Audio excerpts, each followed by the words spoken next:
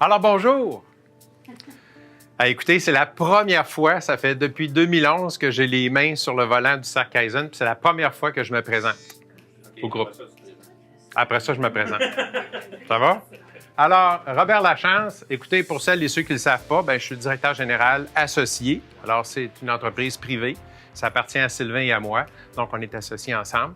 Et voilà, je vais parler de moi. Je vais vous présenter Robert Lachance. J'ai sorti des photos. C'est pas une photo de 1933, là. Écoutez. Alors, moi, je suis né à Québec en 1957. Faites le calcul. Moi, je me fais un heureux plaisir à dire que je suis un modèle 57.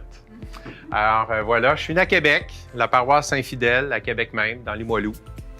J'ai grandi là jusqu'à, disons, 5 ans. À partir de 5 ans, j'ai été installé à Sainte-Foy, tout près du Château Bonne-Entente, pour vous situer, paroisse Saint-Benoît. Et c'est là que j'ai grandi. Là, je suis resté à la maison paternelle jusqu'à, mon début de l'âge adulte. J'étais le plus vieux des 4 enfants et les 3 autres enfants qui suivent, c'est 3 filles. Et les 3 filles s'en souviennent que j'étais le frère aîné. Ça, je peux vous le dire. 57, je peux dire. Puis mes sœurs, c'était mes partenaires. Je cherchais toujours une de mes sœurs pour jouer au hockey, dans la rue, dans le salon, peu importe. Ils se sont fait brasser, ça, je peux vous le dire. Alors voilà. Alors ça, c'est Robert Lachance. Mes parents, alors vous avez Rose Alma Rousseau et René Lachance. Mon père a été cadre à la ville de Sainte-Foy pendant des années. Il a terminé sa carrière comme directeur général, en tout cas directeur des travaux publics à la ville de Québec, mais pour l'arrondissement Sainte-Foy, l'arrondissement Sainte-Foy-Sillery. Ma mère, écoutez, elle a travaillé beaucoup dans le domaine des bijouteries. Son père, qui s'appelait Omer Rousseau, avait sa bijouterie sur Saint-Joseph, juste à côté du baril d'huître. Là, il y a des personnes qui ne connaissent même pas l'endroit. Mais pour vous dire, aujourd'hui, ça a été converti, la bijouterie, avec le temps, en champagnerie. Je ne sais pas si vous en avez entendu parler. Ça n'a pas duré longtemps. Je pense même que c'est fermé actuellement, André. Oui? Ah, OK, excellent, parce que la bâtisse, elle est extraordinaire. C'est sûr qu'elle a été revampée. On a été à l'inauguration parce que ça a été une entreprise familiale. Mon grand-père a eu cette entreprise-là pendant 50 ans et après ça, c'est devenu la V-Rue de Saint-Roch parce que la bâtisse était laissée à l'abandon pendant des années. Et après ça, c'est un promoteur qui a converti ça en champagnerie. Alors, voici mes parents. Ma mère, écoutez, la photo a été prise juste avant leur 60e anniversaire de mariage. On était au golf. Mon père, aussitôt qu'il a pris sa retraite, il a commencé à jouer au golf. Ma mère a suivi des cours au golf. Elle a dit « No way, tu ne joueras pas tout seul au golf, je te suis ». Alors, ma mère a suivi mon père. Ma mère est décédée, ça va faire 2 ans bientôt. Et mon père est toujours... occupe encore la maison familiale à Saint-Benoît. Écoutez, je suis marié depuis 87. Je continue avec ben oui. Alors, je me suis marié à 29 ans et demi. J'ai marié une duchesse du Carnaval en 83. Je l'ai rencontrée plutôt en 82. J'étais à son couronnement de duchesse. Tantôt, je vous expliquerai un peu le contexte parce que je pourrais prendre 15 minutes pour vous expliquer comment j'en suis arrivé à lui serrer la pince ce soir-là. Riez pas de mon blouson. C'était la mode à l'époque avec les pantalons. Pardon? Un prof de cégep. Oui, hein, tout à fait. Oui, c'est ça. Hein? Exactement. C'est tout ce qui manquait. Mais je pense que j'en ai, oui. J'avais déjà des patchs. Là. C'est un peu plus pâle. Oui, effectivement, je l'avais. J'ai gardé ce blouson-là longtemps. Et on s'est mariés donc en 87, le 20 juin. Et on est toujours ensemble depuis ce temps-là. On a eu des enfants, naturellement. Ça, c'est une photo qui est quand même assez récente. Ça a été prise dans le temps des fêtes. Alors, vous avez nos 2 enfants. Karine, qui est la plus vieille des enfants, qui travaille chez Evanway Cambridge à Laurier, Québec. Elle s'occupe des baux temporaires au niveau des commerçants, etc. Notre fils Alexandre est fraîchement diplômé d'université en bac en administration option finance. Il a fait 1 an en actuariat, puis finalement, il a bifurqué. Il a quand même bien réussi son cours à la fin. Et aujourd'hui, les 2 travaillent, sont sur le marché du travail. Martine, mon épouse, est infirmière de profession. Elle est coordonnatrice des soins à la maison Michel Sarrazin, que pas mal tout le monde connaisse. Elle est en soins palliatifs, donc c'est un travail, c'est un boulot qui demande beaucoup. Et vous avez le bonhomme ici à l'extrémité gauche. Voilà. Ensuite, écoutez, nous autres, on a un chien, André. Alors, je vous présente Flash. Flash est un grand Yorkshire de 13 livres. C'est un grand chien pour un Yorkshire. C'est mon meilleur ami. C'est incroyable, on est toujours ensemble. Moi, je travaille beaucoup de la maison. Puis s'il n'est pas à mes pieds, il vient me chercher à l'heure du dîner, on va prendre des marches, etc. On fait des marches au moins 2 fois par jour. Et quand je fais de la lecture dans notre solarium en arrière, il est toujours installé comme ça, c'est sa place. Alors, on passe beaucoup de moments ensemble, mais je vais vous dire rapidement, moi, je voulais rien savoir des chiens. Et c'est quand notre fille est revenue d'un séjour en appartement de 6 mois avec un petit chien, puis un nouveau chum, puis toute une nouvelle vie. Elle est revenue 6 mois après avec le chien, puis de chum, puis est rendue à la maison. Avec une nouvelle vie. Et c'est ça. Et grand-papa a adopté le chien. Alors voilà.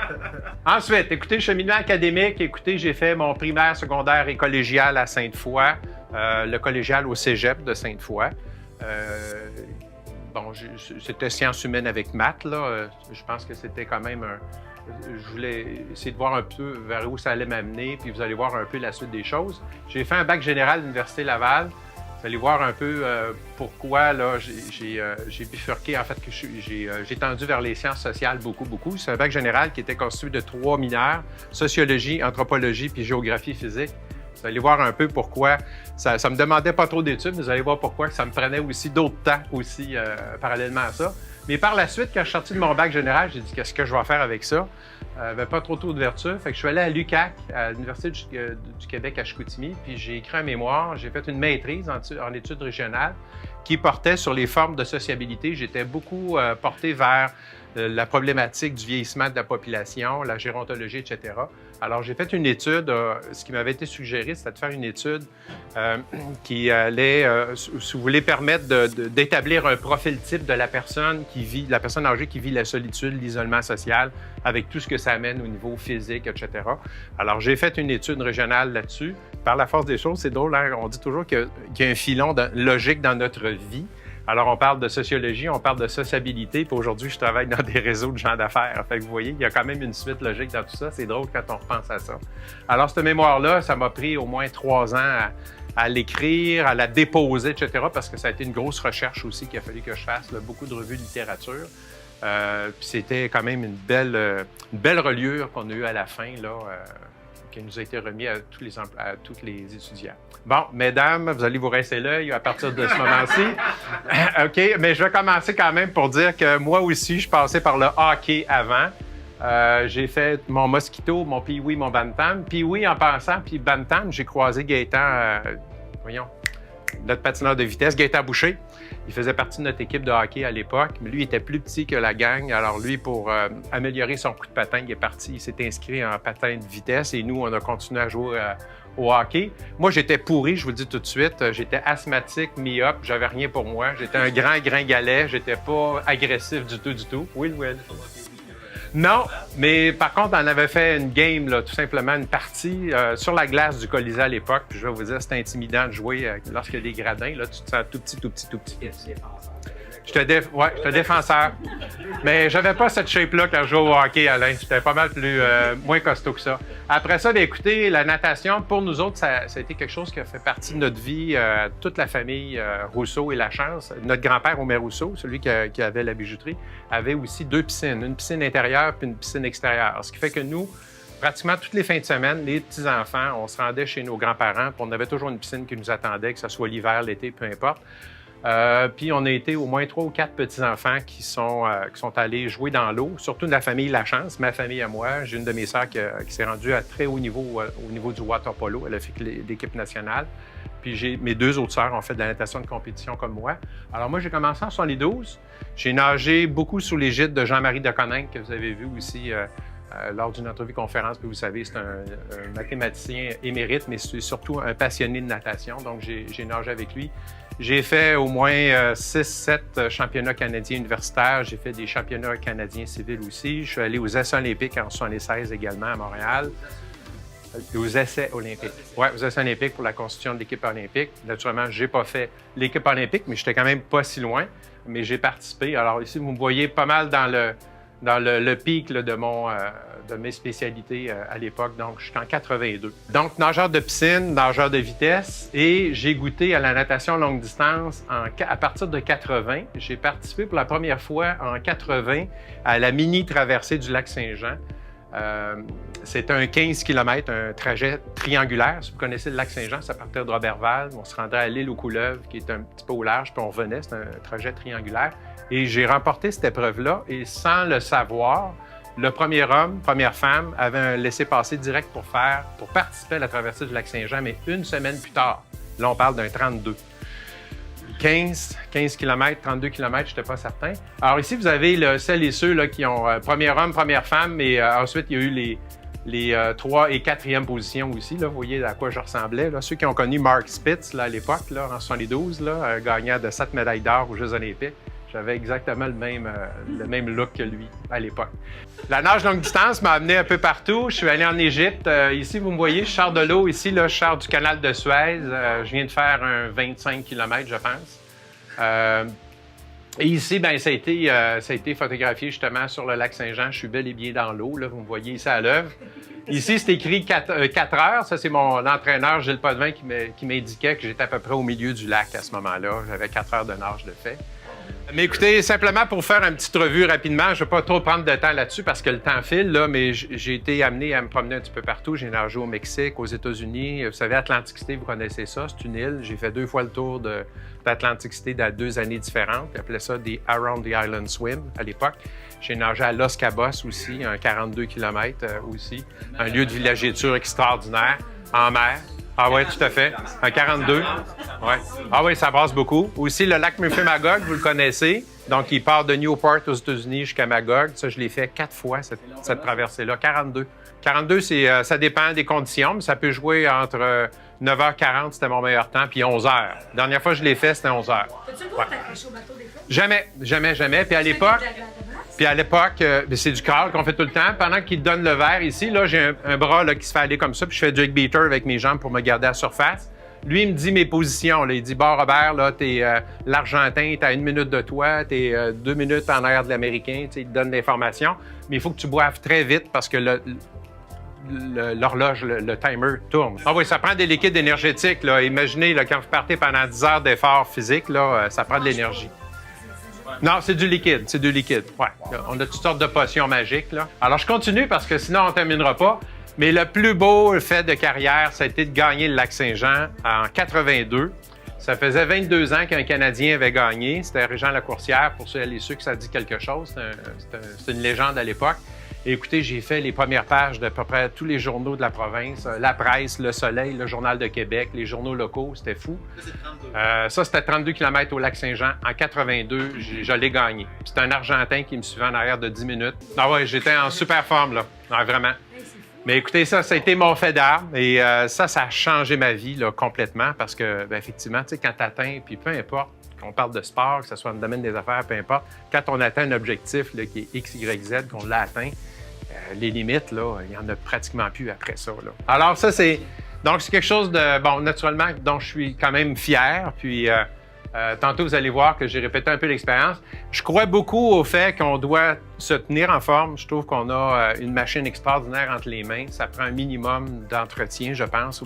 Ben, en tout cas, mieux encore qu'une voiture. Alors, ce qui fait qu'aujourd'hui, ben, je suis maître nageur, je fais du vélo de route, je fais du ski de fond aussi l'hiver, du golf, de la course à pied, peu importe. J'aime bouger. L'été, on loue toujours, je fais partie d'un club de natation qui s'appelle les Maîtres nageurs de Sainte-Foy. On loue toujours une piscine, ça fait 10 ans qu'on loue une piscine à Sillery, une piscine extérieure, la piscine Gérard-Gay. Et tous les samedis matins, on a rendez-vous là, de 7h à 9h, on nage. Là, on nage 1h30, 2h, on fait des entraînements vraiment de fun. Ça a été pris justement à la fin d'une de nos périodes. Je nage encore avec les maîtres nageurs. Ici, vous avez des vieux schnocks. Les 4 nageurs ici totalisent 245 ans à peu près. Donc, vous voyez, faites le calcul, là. Alors là-dessus, on venait de faire un record canadien au 4x100 4 nages. On venait juste de le battre. Là. C'était au championnat canadien il n'y a même pas 2 ans. Ça va faire 2 ans au mois de mai. Puis on en est très fiers. Chacun avait son style. Moi, je faisais le 100 mètres d'eau. Je partais en fait, c'est les 4 styles différents. Moi, je faisais le 100 mètres d'eau. Ensuite, Yvon faisait la brasse. Ensuite, on avait Lucien. Lucien, 65 ans là-dessus. 65 ans au papillon. Puis Paul, ici, le 100 mètres crawl. D'accord? Alors, bref, un record canadien. Puis, écoutez, traversée du lac, tantôt, je vous en parlais, mais quand je l'ai gagné, j'avais quoi, 24 ans à peu près. À 46 ans, j'ai été réinvité à le faire, mais dans le cadre de la 50e, donc c'était en 2004, à 46 ans, là, faites le calcul. Je l'ai refait le lac. Puis j'ai demandé à un de mes chums d'être dans la chaloupe puis me suivre. Regardez, j'ai ma chaloupe ici. Puis je sais pas si vous voyez le temps, là, 8h51. Puis je touchais à la plaque, puis mon fils de 12 ans m'attendait sur la plaque, tout simplement. J'avais le goût de brailler, c'était incroyable. Alors voilà, puis c'est pour vous dire que quand on continue à se tenir en forme, il n'y a rien d'impossible non plus. Quand je l'ai gagné, j'avais fait tout ça en 8h14, mais c'était la tempête sur le lac. Les conditions étaient différentes, tandis que là, les conditions étaient idéales. Je fais ça rapidement. Parcours professionnel, donc j'ai travaillé comme agent de recherche au département de santé communautaire à l'hôpital de Chicoutimi. J'ai eu une résidence personnes âgées pendant 3 ans. C'était une suite à mes études que j'avais faites. Une résidence quand même assez familiale. Ensuite, j'ai été 14-15 ans gérer du personnel dans des agences de placement de personnel, mais notre clientèle, vous en doutez bien, c'était beaucoup des personnes âgées. On faisait du soin à domicile, des soins palliatifs. On dépannait les hôpitaux, les CLSC, les CHSLD, etc. C'était de fournir du personnel. C'est un réseau privé qui dépanne le réseau public. Et j'ai fondé l'AQEPS, qui était l'Association québécoise des entreprises privées de services de santé, qui est un regroupement des agences privées de la province. Alors ça, j'étais président fondateur à l'époque. J'ai été même secrétaire par la suite. C'était histoire d'avoir une meilleure voix face au gouvernement puis montrer qu'on était un bon complément aussi au réseau public. Par la suite, bien, écoutez, riez pas de Sylvain. En 2005, j'ai donné un coup à ma carrière, puis je suis allé travailler avec Sylvain parce que j'ai laissé complètement le domaine de la gestion des ressources humaines. Je suis revenu à Québec, j'ai envoyé un courriel à Sylvain que je connaissais déjà par le domaine de la natation, puis il dit « Bob, il faut que je te rencontre. » On a travaillé ensemble dans le développement des affaires. J'ai donné des conférences, une conférence qui s'appelait « La traversée de votre vie », une belle conférence qui s'adresse en fait à tous qui ont des objectifs à atteindre, tout simplement. Moi, je faisais tout simplement le parallèle entre la façon de se préparer comme athlète pour un objectif X, Y, Z, puis atteindre nos objectifs dans le domaine des affaires. Il y a un beau parallèle à faire. Par la suite, l'aventure du Cercle Kaizen, à partir de 2011, j'ai commencé à mettre un pied dans le Cercle Kaizen. Louis-Philippe, tu t'en rappelles encore quand ça a commencé. Et naturellement, on a grisonné un petit peu depuis ce temps-là. On est super fiers. C'est parti d'un groupe, d'un boys club au Batifol, au Lac-Beauport. Puis c'est devenu, aujourd'hui, c'est 10 groupes, bientôt 11. On a un plaisir fou. On a 160 membres. Au début, c'était 20 membres. Alors, j'ai pas besoin de vous en parler plus qu'il faut, mais je suis vraiment content. Moi, je suis dédié à ça à 100% maintenant. C'est mon entreprise, c'est ma passion aujourd'hui. Naturellement, comme vous, plusieurs d'entre vous, je suis engagé socialement. J'ai été président du club de natation de Sainte-Foy pendant des années. Faites le calcul, là, pratiquement pendant 30 ans. J'ai laissé mon poste l'année passée parce que, parallèlement à ça, aussi, j'étais sur le conseil d'administration du Rouge et Or Plongeon. Notre fils a fait du plongeon de haut calibre aussi. Puis j'ai aussi fait le Père Noël au CHSLD Sainte-Monique, à l'endroit où Martine était directrice des soins à l'époque, avant de travailler à la maison Michel Sarrazin. Ensuite, bien, écoutez, voici mes différentes implications. Je suis aussi membre Lion. Alors, les Lions, c'est la vue, hein? C'est la cécité qui est notre mission première. Je suis aussi sur le conseil de la Fondation d'adaptation motrice là, qui vise à promouvoir un mode de vie actif, peu importe tes limitations physiques, mentales, peu importe. On a même financé ici un vélo vraiment adapté pour une jeune ici là, de la Rive-Sud. On a fait justement la remise l'été passé. Là, ici, elle s'apprêtait à partir sur la piste cyclable avec sa mère adoptive. Puis la femme a permis de financer ce vélo-là avec le Club Lion également. Ça ici, écoutez, je pourrais vous en parler beaucoup, mais on a fait des randonnées de vélo, de levée de fonds, etc. Cet été, ce qu'on veut faire, on va partir de Québec, on sera en Roberval à vélo. On va traverser le parc à vélo. La Fondation d'adaptation motrice. On veut se rendre à la traversée du lac qui va fêter son 65e anniversaire en même temps. Alors, on va souligner comme 2-3 événements en même temps.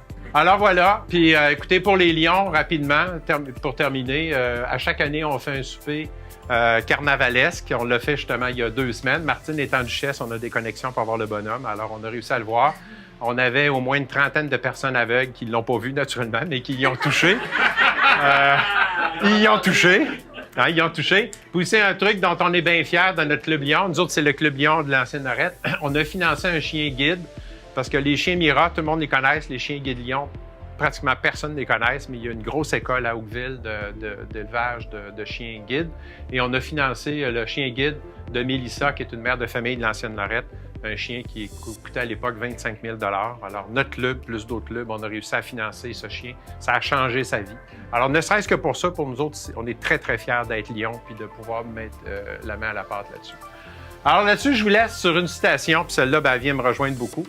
Tous les hommes pensent que le bonheur réside au sommet de la montagne alors qu'il se trouve dans la façon de la gravir. Alors ça, c'est Confucius. Je termine là-dessus. Bravo! Merci de votre écoute. Hey, on a débordé, mais je suis désolé. Hein, je vous comprends quand c'est le temps de préparer vos affaires.